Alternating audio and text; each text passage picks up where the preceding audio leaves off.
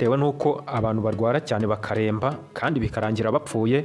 Ubufaransa bo babiboneye igisubizo, cyangwa se muri make babonye umuti wabyo, aho igihe umuntu arembye cyane mu Bufaransa agomba guhuhurwa bitewe n'uko umuntu aba ari kubabazwa n'umubiri kandi nta gahunda yo gukira ihari.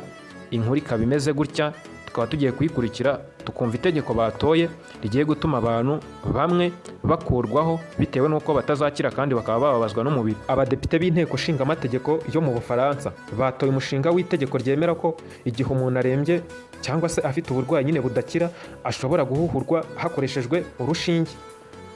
Iri tegeko ryari rishyigikiwe na perezida w'Ubufaransa Emmanuel Macron.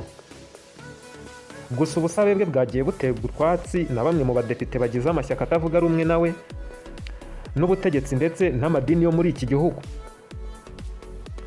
Abadepite batoye ni abadepite 527, aho nyine 295 muri bo bashyigikiye uyu mushinga.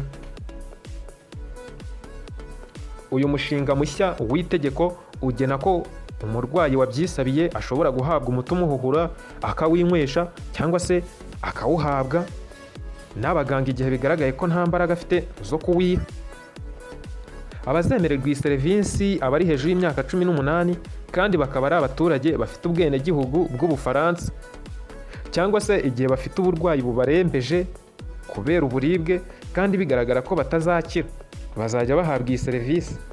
Umuganga azajya abaza mugenzi we w'inzobere cyane cyane umuhanga mu by'imitekerereze, umwanzuro uzajya ufatwa mu minsi 15 nyuma y'iminsi 2 byibura yo kwitekerezaho.